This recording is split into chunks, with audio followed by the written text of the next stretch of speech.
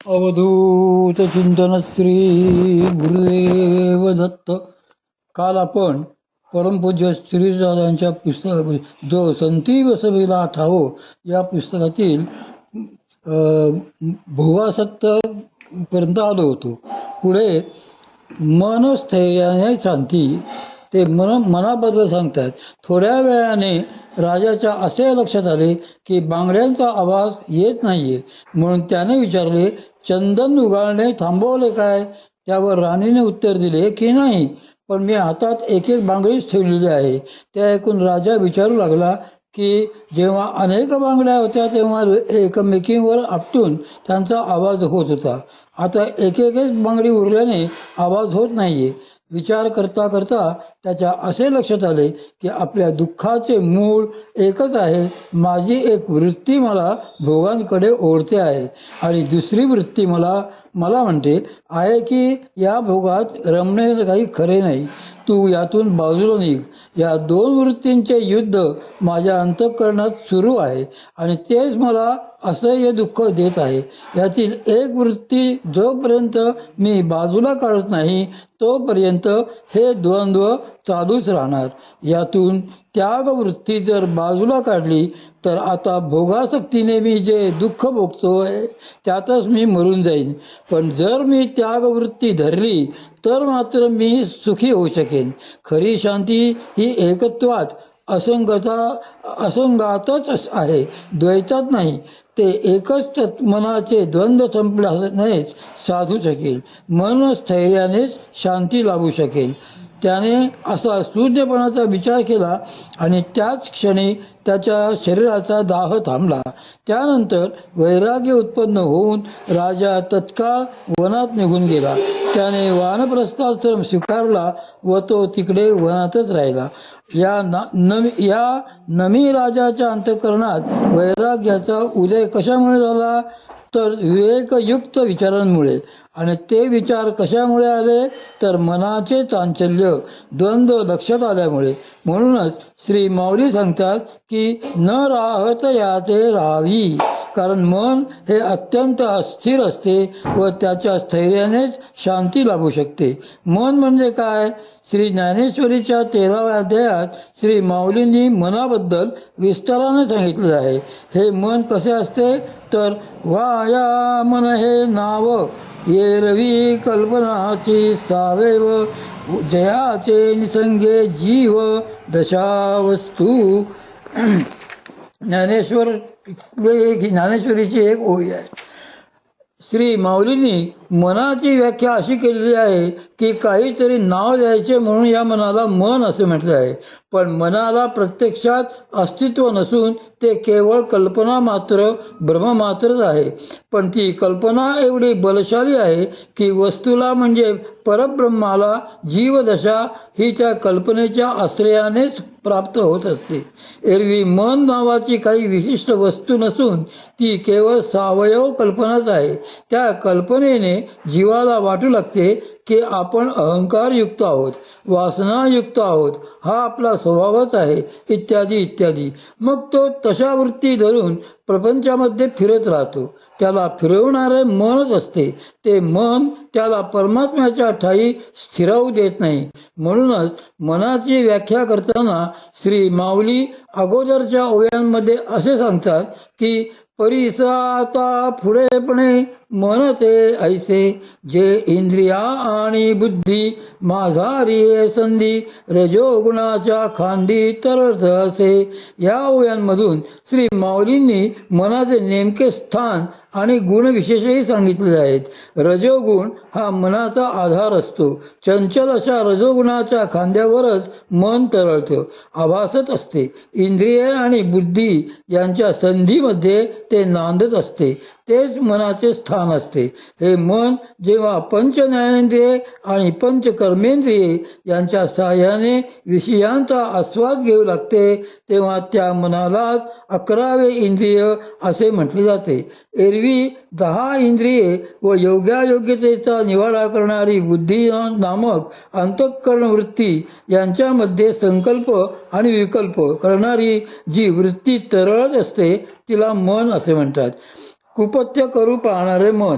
वास्तविक पाहता बुद्धीला परब्रह्माची जाणीव होत असते. परब्रह्माचे चैतन्याचे प्रतिबिंब बुद्धीमध्ये पडत असते. सच्चिदानंद परमात्मा बुद्धीत मूळचाच भरलेला असतो. म्हणूनच बुद्धीचे वैभव सांगताना श्री माऊली हरिपाठात असे म्हणतात की बुद्धीचे वैभव अन्य नाही दुजे, एका केशवराजे सकल सिद्धी. बुद्धी ही तिच्यावरील वासना संस्कार नष्ट होऊन शुद्ध झाली असता ब्रह्मस्वरूप होते, परमात्म्याला बघू शकते. पण मन नेमके तेथेच घोटाळा करीत असते. वासनांनी मलिन झालेले मनच त्या बुद्धीच्या आड येत असते. सारासार विचार करणारी जी विवेक बुद्धी असते तिलाच हे मन अडवत असते.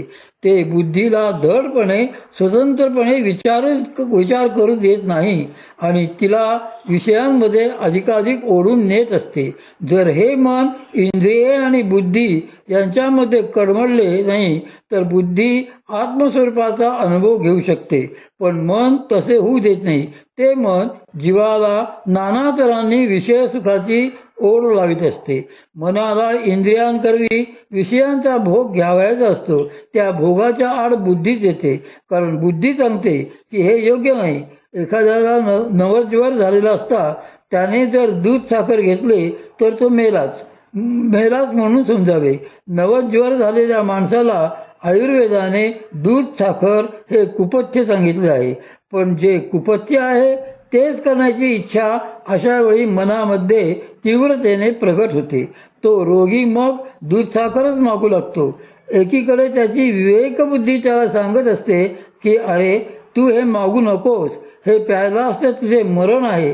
पण एवढे सांगूनही मन मात्र अति तीव्रतेने ते कुपथ्य कर पदार्थच मागत असते. जीव जर मनाच्या आहारी गेला तरच मनाला दूध साखरेची वासना तृप्त करून घेता येणे शक्य असते.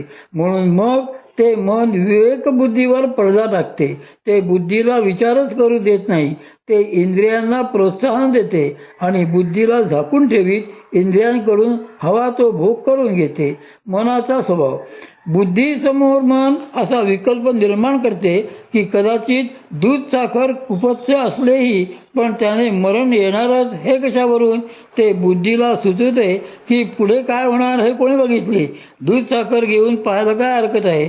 ते मन बुद्धीवर असा पडदा टाकते आणि इंद्रियांना म्हणते की या आणि दूध साखरेचा उपभोग घ्या. समजा त्याही वर त्या बुद्धीने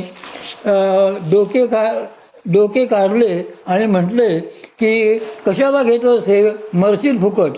तर मन लगेच तेथेही विकल्प निर्माण करील की आज ना उद्या जर मरायचेच आहे तर निदान हवे ते खाऊन पिऊन तरी मरावे.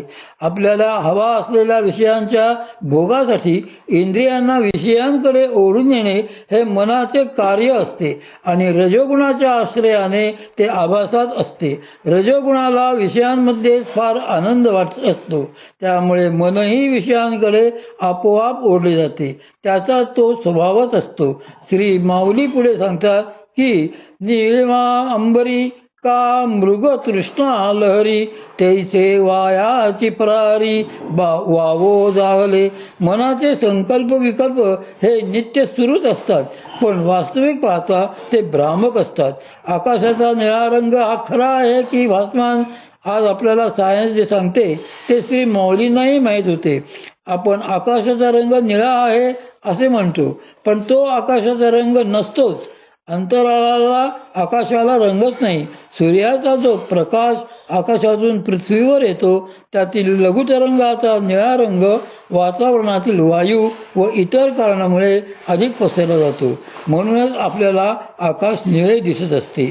मनाला रजाचे बळ श्री माऊली पुढे मृगजळाचा दृष्टांत देतात. वाळवंटात विशिष्ट वेळी सूर्याची किरणे अशा प्रकारे परावर्तित होतात की तेथे वाळूच्या जागी आपल्याला पाणी असण्याचा भास होतो.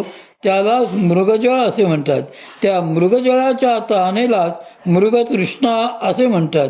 म्हणजे मुळात ती तहान खोटी आणि ते जलही खोटेच. श्री माऊली म्हणतात की आकाशाचा निळिमा म्हणजे निळेपणा आणि मृगतृष्णा लहरी म्हणजे मृगजल आणि मृगतृष्णा हे जसे भासमान किंवा मिथ्या असतात, तसेच मन व त्याचे संकल्प विकल्प देखील मिथ्या असतात, भ्रामक असतात, जीवाला आशा लावून नुसते फिरवणारे असतात. मृगतृष्णा मृगजळाची तहान लागल्यावर मृगजळ जवळ दिसू लागते आणि त्याच्या जवळ गेले की ते अदृश्य होते, कारण सूर्यकिरणांचा, वाळूचा आणि डोळ्यांचा विशिष्ट कोन बदलला की तो भास नाहीसा होतो. तसेच या मनाचे आहे. हे मन मिथ्या गोष्टींमध्ये जीवाला भुलवीत असते. श्री माऊली म्हणतात की तेच चांचल्य निखळ ऐकले ठेले निढाळ, म्हणून रजाचे बळ धरिले तेने, ते बुद्धीसी बाहेरी अहंकाराच्या उरावरी, ऐसे ठाई माझारी बळी यावले. मनाला अहंकार जवळचा. हे मन असे कसे हुशार आहे बघा. याबद्दल श्री माऊली येथे सांगतात, ते मुद्दाम बुद्धीच्या कक्षेबाहेर राहते. बुद्धीला ते दुरूनच विरोध करते, कारण त्याला माहीत असते